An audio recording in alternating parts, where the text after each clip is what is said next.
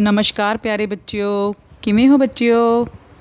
उम्मीद है तुसी सारे घर विच सुरक्षित होवोगे। अच्छा बच्चिओ, अज दा मेरा विशा चौथी जमात की पुस्तक गणित की दुनिया विचों अध्याय 1 विचों लिया गया है। ये विशा संख्यावां नाल संबंधित है। अज असीं छोटी तो छोटी संख्या अते वड्डी तो वड्डी संख्या बारे सिखांगे। बच्चों, अक्सर ही ये देखा गया है कि जद भी अध्यापक बच्चों नूं छोटी तो छोटी अते वड्डी तो वड्डी संख्या बारे बोलण नूं कहंदा है तो कुछ बच्चों नूं छड्ड के बाकी बच्चे नीवीं पा लैंदे हन, जिवें ये कोई हौआ होवे।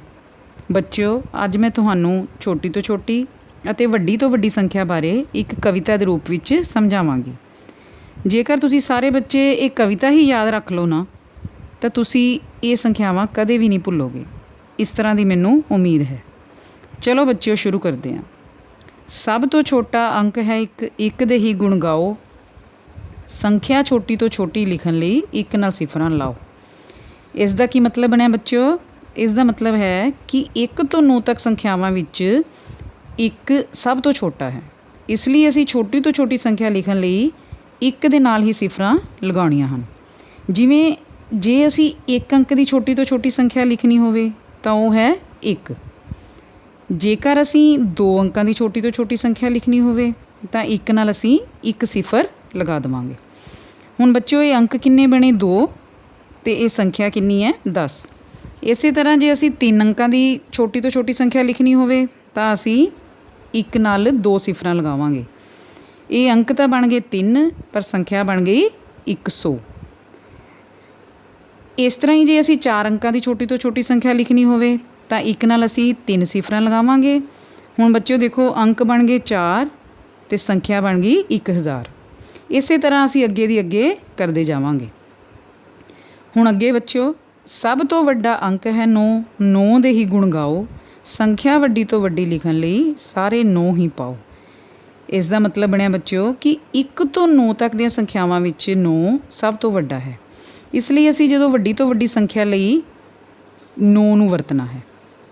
जो असी 1 अंक की वड्डी तो वड्डी संख्या लिखनी होवे तां ओह है 9। एक बारी असी 9 पाना है। तो जे असी 2 अंकों की वड्डी तो वड्डी संख्या लिखनी होवे तां असी 2 बारी 9 पावांगे। हुण ये अंक बन गए 2, संख्या बन गई 99। जेकर असी 3 अंकों की वड्डी तो वड्डी संख्या लिखनी होवे तां असी 3 बारी 9 पावांगे। हुण देखो बच्चों, अंक बन गए 3, संख्या बन गई 999। इस तरह बच्चों, जे असी 4 अंकों की वड्डी तो वड्डी संख्या लिखनी होवे तो असी 4 बारी 9 पावांगे। ये अंक बन गए 4 तो संख्या बन गई 9999। चलो बच्चों, एक बारी आपां इस कविता नूं फिर दोहराने। सब तो छोटा अंक है एक दे ही गुण गाओ, संख्या छोटी तो छोटी लिखण लई 1 नाल सिफरां लाओ। सब तो वड्डा अंक है 9, 9 दे ही गुण गाओ, संख्या वड्डी तो वड्डी लिखण लई सारे 9 ही पाओ।